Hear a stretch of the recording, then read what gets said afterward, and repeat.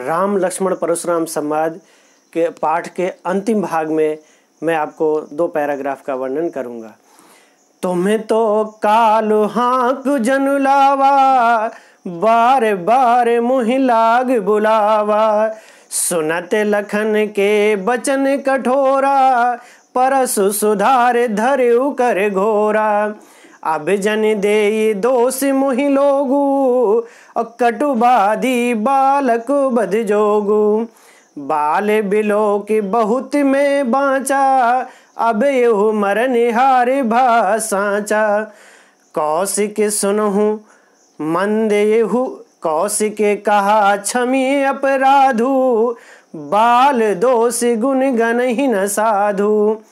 खर कुठार में अकरुण को ही, आगे अपराधी गुरुद्रोही।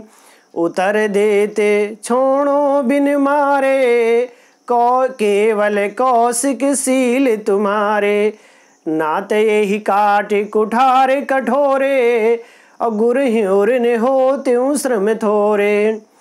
गाधी सुनु कहे हृदय हंसी, मुनि हरि हरे सूझ।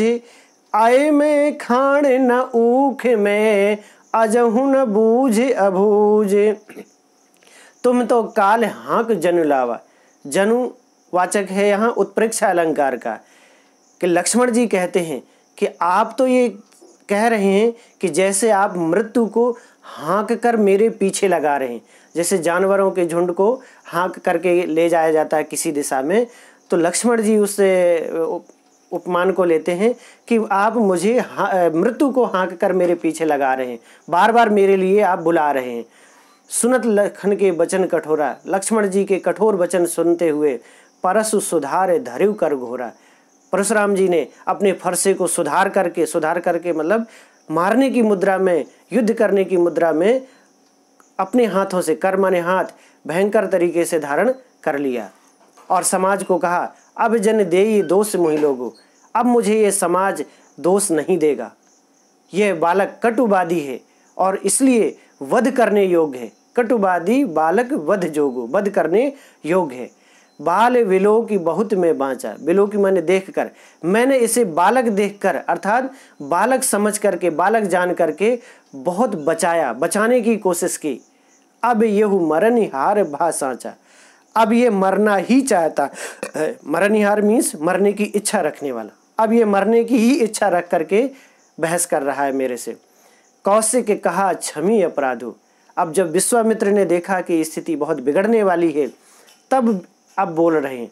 तब उन्होंने कहा परशुराम जी से कि क्षमी अपराधु, आप अपराध क्षमा कीजिए। किसके?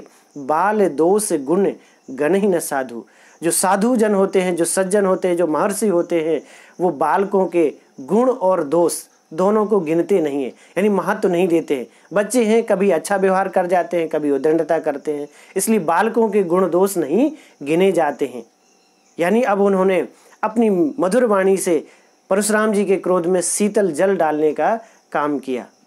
लेकिन कोई भी क्रोध इतनी जल्दी कैसे शांत हो जाएगा? खर कुठार में अकरुण कोई। उन्होंने विश्वामित्र जी को कहा, मेरा कुल्हाड़ा, खर माने तेज, मेरा कुल्हाड़ा बहुत तेज है। मैं अकरुण, करुणाहीन, मैं करुणाहीन हूँ। क्षत्रियों के विरुद्ध में मेरे मन में कोई करुणा नहीं है। कोही माने क्रोधी, मैं क्रोधी भी हूँ। इसलिए आगे अपराधी गुरुद्रोही, और ये गुरुद्रोही है, ये अपराधी है। एक तो मेरे गुरु का धनुष तोड़ा गया है और उस पर भी ये पक्ष ले रहा है, तो ये गुरुद्रोही है, अपराधी है।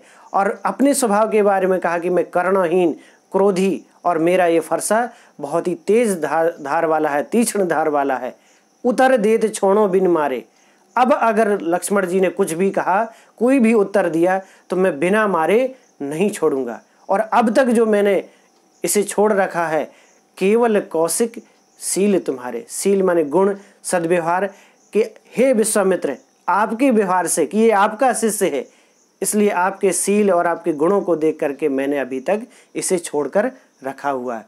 नहीं तो नाता, नहीं तो यही कुठार, इसी कुल्हाड़े से काट डालता। अब और गुर ही उरन होते श्रम थोड़े।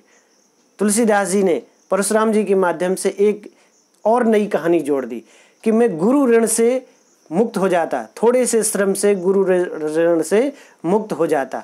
अब ये गुरु ऋण क्या था? तो इसके पीछे एक कहानी है कि परशुराम जी ने के गुरु शंकर जी हैं।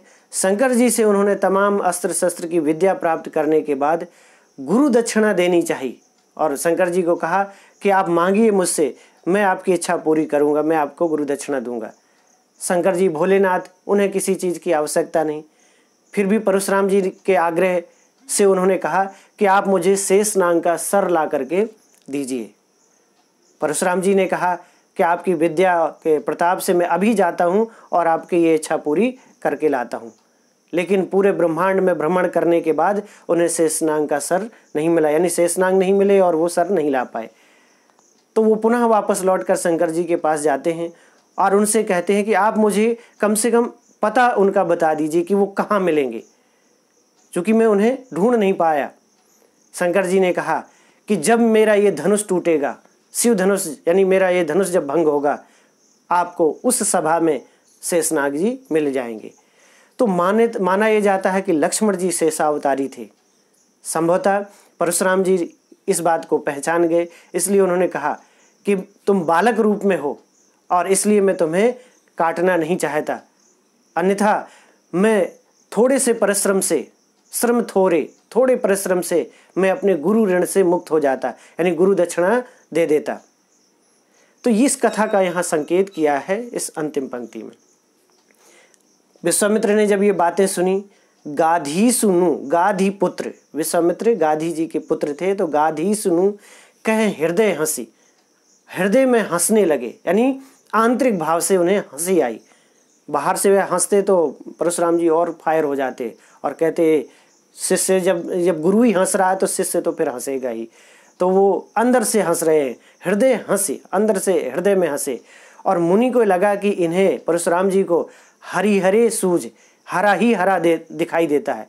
कहते हैं सावन के अंधे को हमेशा हरा हरा दिखता है, क्योंकि चारों तरफ वो हरियाली देखता है और उसके बाद जब वो अंधा होता है तो उसे लगता है सब जगह एक जैसा ही। तो उन्होंने सोचा कि इन्होंने कुछ क्षत्रियों का नाश कर लिया, तो इन्हें हर क्षत्रिय ऐसा लगता है कि वो कमज़ोर है और उसका ये वध क्षण मात्र में कर देंगे। यहाँ इन्होंने उदाहरण दिया है, आय में खांड, आय में खांड न ऊख में। आय का मतलब आयस, लोहा, लोहा से बनी हुई खांड। यहाँ श्लेष और रूपक दोनों का सुंदर प्रयोग है कि जो खांड यानी खांड बनती है, खाने की चीज़ है, ऊख से, गन्ने से बनती है। खांड का श्लेष से एक अर्थ है खड्ग यानी तलवार। तो कहते हैं कवि कि परशुराम जी लोहे से बनी हुई खड्ग को गन्ने से बनी हुई खांड समझ रहे हैं।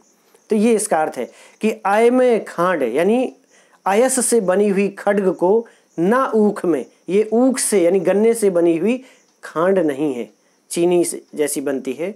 अजहू न बूझ अबूझ, अभी भी ये बूझते नहीं है यानी समझते नहीं है, ये अबूझ पहेली, यानी अभी भी लक्ष्मण जी को ये पूरी तरह से पहचान नहीं पा रहे हैं, ये पहेली नहीं समझ पा रहे हैं कि लक्ष्मण जी इतनी आसानी से इनकी हत्या नहीं की जा सकती है। यानी ये खांड जैसे नहीं है कि मुंह में डालो और घुल जाएगी, ये लोहे के चने हैं, इन्हें चबाना आसान नहीं है। आगे जो पंक्तियां हैं चौपाई की, कहेउ लखन मुनिशील तुम्हारा, और को नहीं जान विदित संसारा, माता पिता ही उरन भयनी के, और गुरु ऋनु रहा सोच बड़ जी के, सो जनु हमेरे ही माथे काढ़ा, और दिन चले गए ब्याज बड़े बाड़ा, अबे आनिए ब्योहरिया बोली, और तुरंत देव में थैली खोली, सुन कटु बचन कुठार सुधारा, हाय हाय सब सभा पुकारा, भृगुवर परसु दिखावहु मोही, और विप्र विचार बचो नृप दोही, मिले न कबहु सुभट रन गाढ़े, और द्विज देवता घर ही के बाढ़े,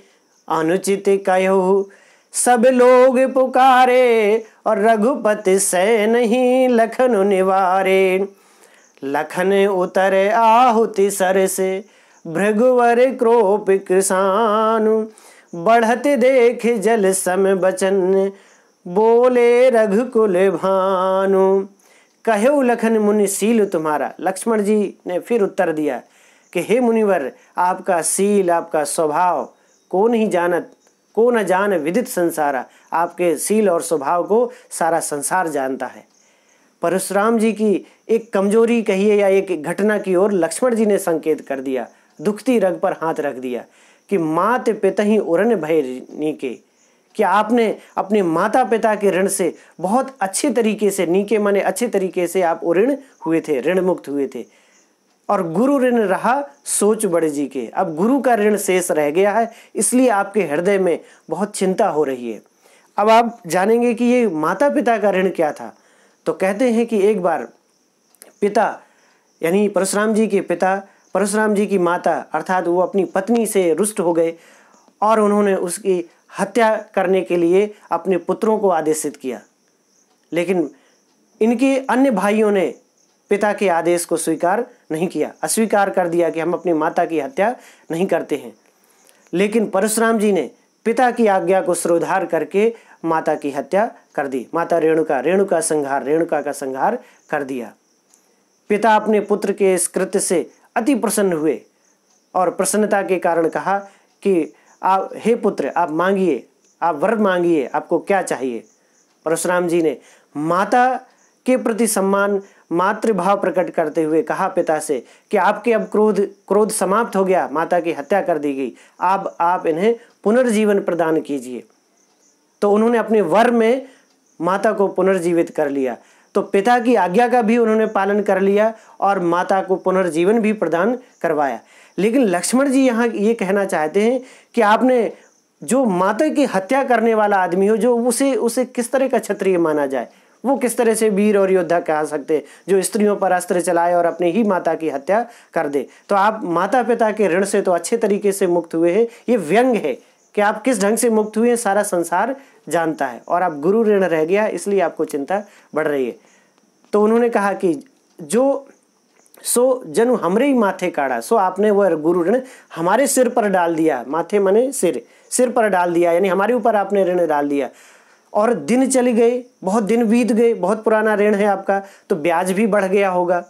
यानी मूलधन था और अब ब्याज भी बढ़ गया। अब आनिए व्यवहारिया बोली।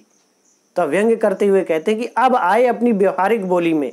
यानी जो आपका मूल उद्देश्य था धनुष के टूटने का, और जो आप रुष्ट हो रहे थे, इतना नाटक फैला रखा आपने, अब आए ना आपका उद्देश्य क्या था। आपको तो गुरु ऋण की चिंता है, आपको धनुष से कोई लेना देना नहीं है। तो आपका जो ब्याज बढ़ गया है, आइए और बताइए, हिसाब दीजिए, मैं तुरंत अपनी थैली खोल करके चुका देता हूँ। तो ये लक्ष्मण जी ने ये बात कही, लेकिन परशुराम जी को तो इससे गुस्सा ही आएगा। सुनि कटु बचन कुठार सुधारा।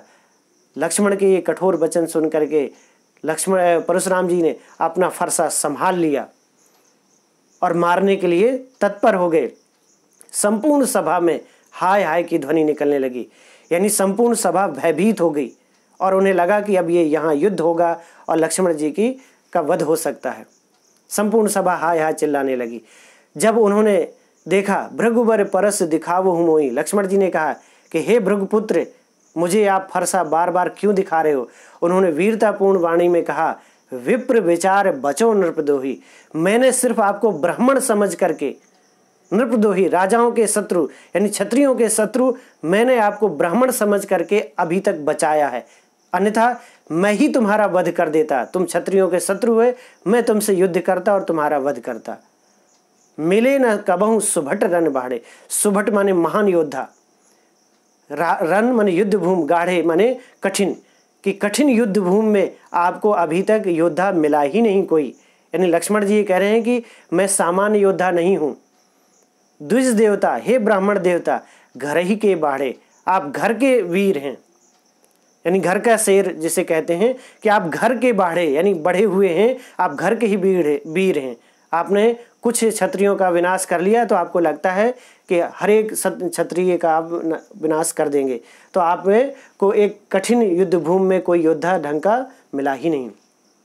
लक्ष्मण जी की ये बातें सुन करके संपूर्ण सभा, संपूर्ण लोग कहने लगे अनुचित, कि अब ये ठीक नहीं है, परशुराम जी के विरुद्ध इस तरह का वार्तालाप अब उचित नहीं है। भय भी सभा में व्याप्त हो गया कि अब ये यहाँ सीता का स्वयंवर होने वाला है, विवाह के इतने पवित्र बंधन में, पवित्र अवसर पर यहाँ युद्ध भूमि बन जाएगी और रक्तपात होगा।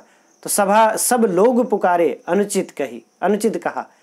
राम जी ने भी जब देखा कि अब सभा का रुख बदल रहा है, सभी चाहते हैं कि अब इसे हिंसात्मक वातावरण को बदला जाए, यानी इसे युद्ध को, तो रघुपति सैन ही लखन निवारे।